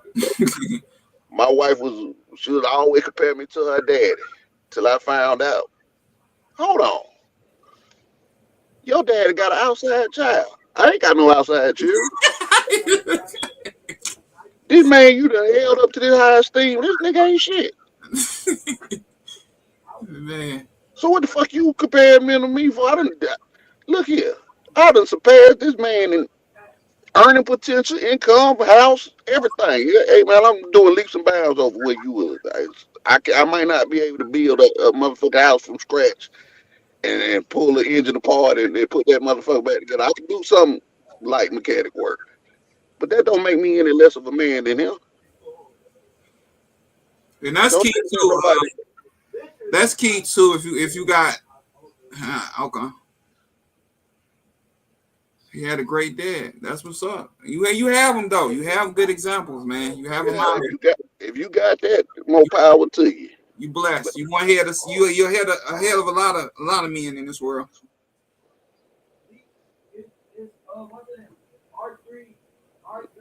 don't never let nobody question your manhood. If you know that you're doing the best you can, you being the best example of a man that you can be, you doing just fine. Don't compare yourself to somebody else because you don't know what the kind of dirt they got in their background. Exactly. I can't stand that. That bothers me when people try to do that. I appreciate you doing topics like these, bro, because you open up a whole lot. Hey, you only can learn from what you've been told. A bit, you know what I'm saying? So, like I said, I had a rough patch myself. My dad was always there, but my dad wasn't there. My dad was always working, doing some. He Mm, wasn't there emotionally. My dad didn't say he loved me when I was growing up. And so I made that conscious decision that every time I drop my kids off somewhere, hey, I love you. Like mm, Saturday with my son, I ain't seen them play baseball in a minute. So he had practice yesterday. So he was over there by my job. So he's supposed to be there at 12. So we got there at 12. I ain't have to be to work till 3. And mind you, my job is about 15 minutes away from where he was inside practicing baseball. So I sit there for an hour and man watch him throw that ball. He actually looked pretty good. He got 10 times better than what he used to a year or two ago. And I just soaked it up, man. Just watch him throw that ball, man. I loved it. that's good that you were there for that, man. It is. Trust me, them moments like that, them kids remember. I got young kids and I got grown kids. I got old adults. My oldest child is 27 years old. So my kids go from 20, from almost 30 down to 9 years old with the youngest. So I got a lot of experience, and I ain't got a lot of experience in marriage, but I got a lot of experience raising kids. I can tell you, it's you'd be surprised what moments they latch on to, something that you would have just been like, "Hey man, you remember that? I barely remember that." Yeah. They do. So you do the best that you can, you know. And CT, I don't give a damn if I reached that point in my life where you can throw as much shade on hot tub as you motherfucking want to. Guess what? I don't give a good goddamn. I am who I am. Yeah. I don't apologize who I am. And I'm gonna do what I think is best. I don't live my life for other folks. So that's how I can tell you, get on here and tell y'all these stories that's not flattering for me. Yeah. Don't put me in a light. But hey man, I'm man enough. My nuts ain't low enough. I'm bold enough to come on here and tell you this stuff. Skilly bold enough to come on here and share his life week after week. It's a lot of y'all out there. When I ain't say you personally, but it's a lot of. Let me say that different. There's a lot of people out here that get in worse situations than anything we done said today. And they be watching. Right. And their life is a shambles. Mm-hmm. But guess what? They may be criticized what they said. Guess what? You ain't no better than me. I ain't no better than you. Exactly. We at a different stage in our life, but we can all learn from One one another. another. Talking like this. Mm-hmm. So look what Skilly doing. Skilly opened up today, bro. Hey man, it's to help another young couple, man. You gotta understand one another. And the one thing I tell my wife, and even with my son and my daughter, you can't get in a relationship and be disrespectful. Mm-mm. It's just not gonna work. The person you meet has a background that might be different than you. And I tell my son and my daughter this all the time. You don't know what your friends have been through and what they going through now. They may not have the same blessed background as you. Both parents at home, both working. Anytime you need some, they make a way for you. Matter of fact, Michaela, one of the little girls from her school, is a sweetheart. But I could tell her home life is kind of, what I'm saying, kind of shaky. And so Mm-hmm. over here, she's a kid. And I had to tell her, I said, because her and my daughter kind of got into it one day. And I pulled her to the side. I said, sweetie, come here. I said, one thing I'm going to let you know. Anytime my daughter brings somebody in this house, guess what you become? You become a family member. Mm-hmm. And I said, if you got any issues with that one right there, y'all sit down and y'all talk about it amongst yourselves and don't bring nobody else into it. Once y'all have that conversation, that's dead. And There so it is. she didn't know how to react to that. And so I had to literally sit her down and say, you family. And that's just what it is. Once my son or daughter brings somebody into my household, y'all become one of my kids. And so if you have a problem with somebody in this household, the best thing to do is for y'all to sit down and have a discussion about it and then squash it. And it's dead from there. And so I had to have that conversation with her. But, it's just how I am, man. I love children. Children has always, me and my wife was raising children before we had children. Mm-hmm. Both of my goddaughters used to keep them while her and her mother and my wife go to work together, kept them. I remember one time, I'm gonna tell y'all a funny story. My goddaughter, she still remembered to this day, and her mother. So they both went to work, and I had my goddaughter with me, so I had to change her pamper. Well, she didn't have no pampers, and they took the money with them. My wife took the money with her. So at this point, hot tub, you got to do the best you can do with what you got around the house. Hey, you get So real ingenious in them situations. I grabbed some towels and got a garbage bag, wrapped it around her butt. They came home. I was like, what? And then I said, y'all didn't leave me no money. I said, so I had to do what I had to do. So we laugh about that to this day still, man. I said, I love children, man. And then one thing I don't do is I don't allow children, especially if you're in my household, not to learn how to problem solve with one another without having a discussion first between the two of you. Don't bring nobody else in it. Y'all two sit down, have a conversation. That's why the world is so messed up now, because people don't know how to sit down and have a honest conversation. And then it gets deadly. Then somebody get killed and somebody gets unbelieved. Behind just if y'all would just sit down and have a conversation and got a But good see, understanding. you hit on something right here. that's the missing component that you see in a lot nowadays. As you see in fathers not be, and just because I don't knock no father that's not in the home. If you a father and you still doing, whether you in that home or not, you still instilling something in them children, that child. Mhm. So you are just as much a part of that household as that mother is. But what we're seeing is that a lot of times you have these women that are raising these children by themselves, and they've alienated that child from that father, because it's not always the father left and he ain't no good. He don't want to come back. More often than not, what I'm seeing is that father is behind the scenes still trying to fight to see that child, but because that mother feels a certain type of way about him, she withholding him from that child. And what that does is that now you got this child. He doesn't get that emotional intelligence that he learns from that male figure, that Mhm. father figure. That's what we instill in children is emotional intelligence. So you got these grown behind people walking around in society today that have not been taught emotional intelligence, Yeah. how to conflict resolution, Mhm. how to talk your way out of a situation, how to de-escalate a situation before it gets to out of control levels. They ain't been taught that. They had no example of that. So they operate like they mamas, and most women operate under emotion. Mhm. So now you got a bunch of young emotional men out here making decisions based off emotions. Yeah. It's not their fault, Yeah. but don't nobody want to point the no nobody want to look at the whole situation in its totality and say, "Mama, you the problem. Yeah. Mama, you the problem. You the reason that the child out of control like that." Mhm. They'll blame the man. Well, the man ain't the one that raised him. If you took him out that man's life and you refused to let him see, he ain't the one that raised this. You did. So however that child come out, that's on you. Absolutely. And you got to Especially if take you want to be there. responsibility for that.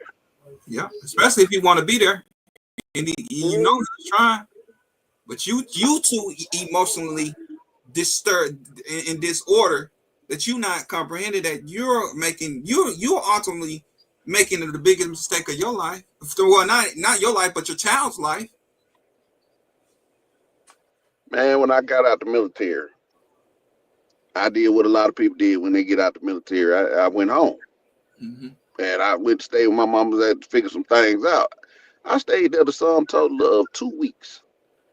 My brother behind me was getting to that point. He was smelling himself and wanted to stay out all night. He was 14 at the time, Oh, coming in 1, 2 in the morning. Now I'm seeing this. I'm not liking this. He came home high as Scooter Brown, bro. He's high as a kite and popping off at my mama oh, ooh, at 2 in the morning.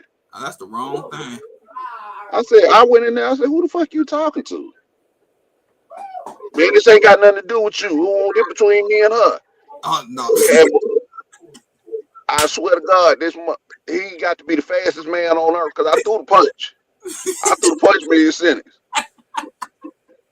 And he just happened to see it coming. He ducked out the way. And I put a fucking hole all the way past through the drywall to the goddamn concrete on the outside of the house. I broke my fucking hand swinging and he didn't miss it. I pulled out that bloody hand. I said, "Boy," I said, "let me tell you something. You got 5 minutes. Wherever you was, you better get the fuck back where you was going. Going back out there." I said, "Cause I swear to God, as soon as I get that, I'm about to knock your motherfucking head off." Now, he done pushed my grandmama over, Oh man.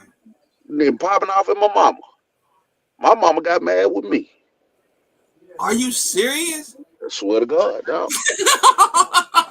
That You what? come, she said, "You coming in here causing all kind of confusion and turned up." I said, "Now this the fifth night in the goddamn row. He done this shit, and I stayed quiet. Right. I let you handle it." I said, "You ain't handling it. Well, you doing that ain't solving nothing. You making it worse." What? I said, "Let me go and pack my stuff up." It's time for me I to left. I left that motherfucker 2 in the morning. I said, "Let me. You right? This your house. go. You right. I'm wrong. You right. I'm sorry." I said, "Hey, bro, do what you want to do." I left that night. and they had nowhere to go. But I said I would never be in no situation in nobody's house where I'm helping you. You are right. He done disrespected you. He ain't disrespect me. And now my brother is in prison. Yeah. And my mama, she feel a certain type of way about it. She said she came to me some years later after he almost out. He be out shit in 2 months on a 10-year bid. And she was like, I just don't know where I went wrong at. I said, I do. I know exactly where you went wrong at. You were letting And him she, knock his head off. That's where you went wrong at. yeah. At And I, 14, he shouldn't have been out that late anyway, drinking with somebody. First of all, you underage. but it was, my mother was in her 60s. She was in her 50s then when we had that conversation. And that was the only time in my life that my mama ever considered the fact that she might be the problem. Wow. She blamed his dad. I said, well, you picked his daddy. You knew what his daddy was into. Yeah, You absolutely. knew what kind of dude he was. That hurts my nerves. They act like they don't know what they getting themselves into. The You nigga you been knew what on you the signed street. up for. He been on the street slanging in front of it, and you been know he been slanging. So he gonna make a difference because you come in his life? Yeah, you knew what this was. Now 2 out of 3 ain't bad. I do okay. My baby brother do real good. Mhm. He do real good. He been working for Coca-Cola for years. Been making 6 figures since he graduated college. Mm. So he do real good. But he didn't come. His upbringing a little different. Mm-hmm. Out of the three of us, and that's the odds. And you raise a kid in the city, that's pretty much your odds. You're gonna get 2 out of 3. That's good. Yeah. But this is what it is. But even my brother admits to that. My brother will tell you that. He said, I fucked up, I did. He said, and he talked to me a couple years back. He was like, "Yeah, you tried to instill something in me." Yes, because every mistake that you was about to make, I had already made them. Yeah, you're right. The only difference between you and me is I had something a little different in me that said I wanted better.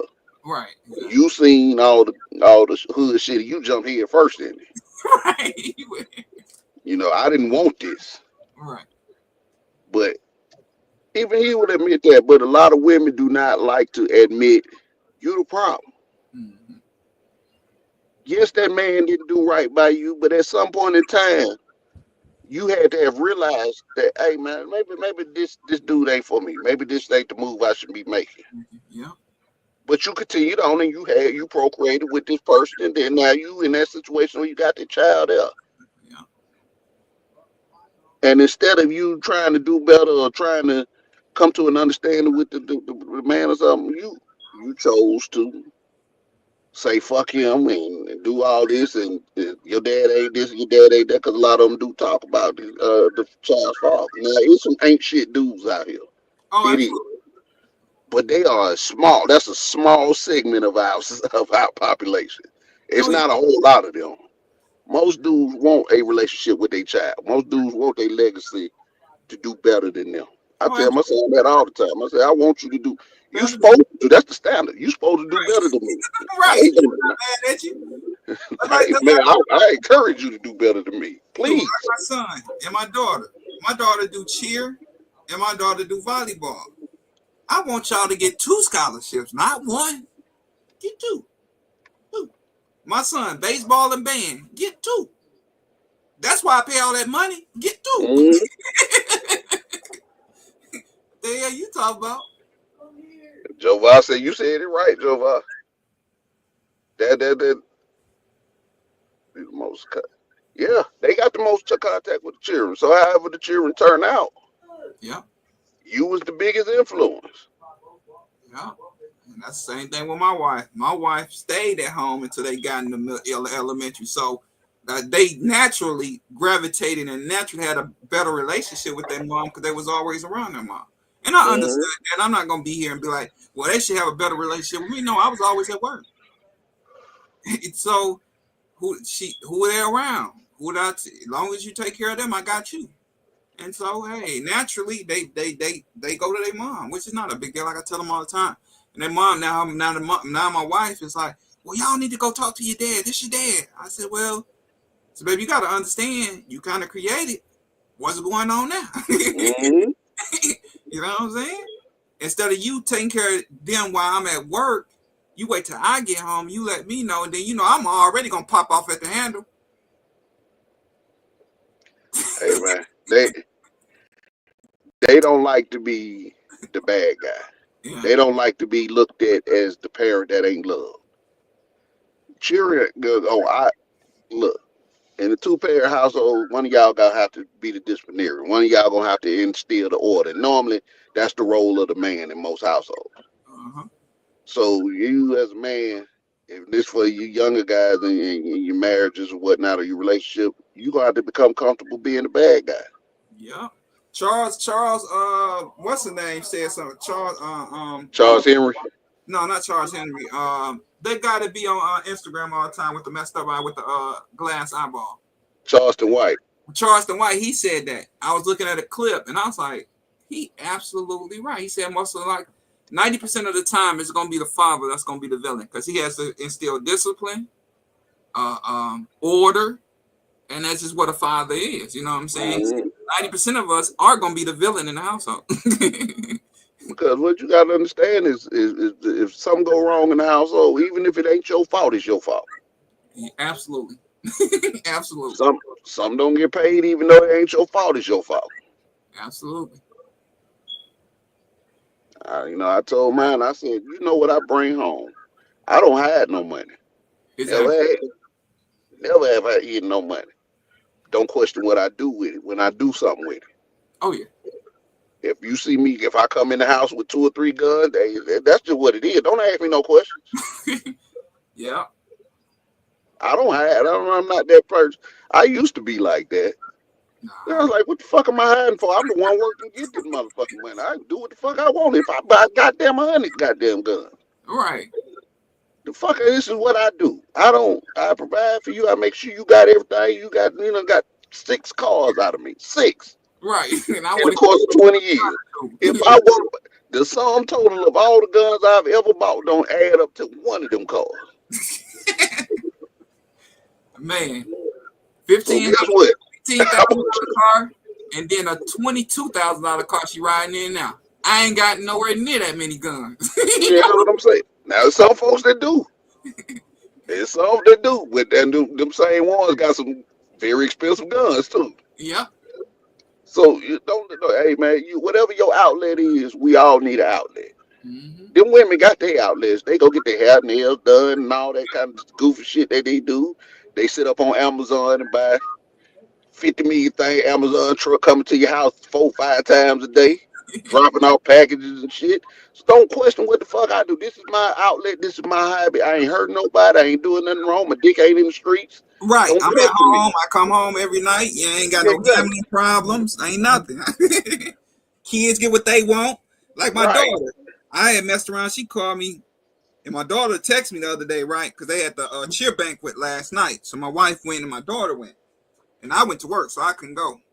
And so my daughter texted me, Dad, you got $30. I need to get my hair done. I said, oh my God. So my son, he's going to New Orleans. We have to pay $350 for him. For New Orleans, he's going with the band. So I was like, you know what? I texted my wife. I said, I'm sending you 50 for his band, 30 for her head. And she was like, well, he needs sticks and they on sale for $25. Normally like $55. He plays the tenor, which is the smaller bass drum. And so I said, okay, well, if they on sale, because I was going to put gas in my car, I said, well, if they on sale, here go another 20. So I ended up sending her $100 for the kids. And I was like, my check from my new company, then my old company, they sent my last check from them Friday. So the week before, we going to France this year. So I was like, you know what? I was giving myself $200. I was going to get my upper for my blackout. She said, well, I need to book these airline tickets and do the afterpay thing with it. But she had to have like $400 to book the tickets. So I said, you know what? I'm just going to sacrifice my blackout and I'm just going to give you $200. So I ended up giving her $200, my last check, plus $100 to put on the trip. So I said, man, I know I got a nice check coming from my old job, plus on top of my new job. I said, you know what? I'm getting my $300 blackout when my money comes. I messed around and got my 300 blackout the other day, and it came yesterday. So my upper for it. So I was like, yeah. So, but she don't question me no more. She had a problem with it before, but her dad had to tell her. Her dad was like, "Well, is he smoking? Is he drugging? Is he gambling? Is he drinking?" She's like, "No." Does he pay the mortgage? Have you paid the mortgage since y'all been in the house? No. Do you pay most of the bills? Yeah. He said, "Well, what you messing with the boy for? Leave the boy alone." They just be nitpicking. They just be nitpicking. You got to find something wrong. You can't just be happy. Hey man, look at Corey Holcomb saying something. Comedian Corey Holcomb says so. Shout out to Corey Holcomb. Corey Holcomb say women are angry. They get physically angry when they see you happy. It bothers them. And the crazy part was, after all that, I was still had enough money to grab me some ammo. I went on Bug. Shout out to Bug. He told me ammo seeker. Ammo seek. Man, I got 300. I got 250 rounds for $145. 58 cents a round for 300 blackout. I see, yeah, it's a good day. That real good right there. Shit. So I was able to have me a little bit more by waiting. I was able to buy me some ammo. It'll be here Wednesday, so I'm going to the gun range next week. I'm gonna let off about 40 rounds of 300 blackout. See, that's what I'm saying. You got to have that outlet, because if you don't have, you know why domestic abuse happened back in the day a lot? Because them old men didn't have that outlet. Nope. They didn't have the outlets that we have out here now. Mm-hmm. Hell, even with my father-in-law, that motherfucker don't never be home.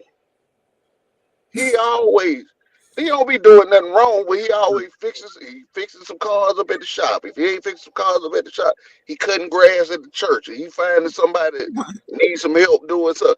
You do all of this, and his wife complained about him not being home. He don't want to be home because you nagging. That man done changed. They done stayed in the same house long as I know. They've been in the house probably 50 years.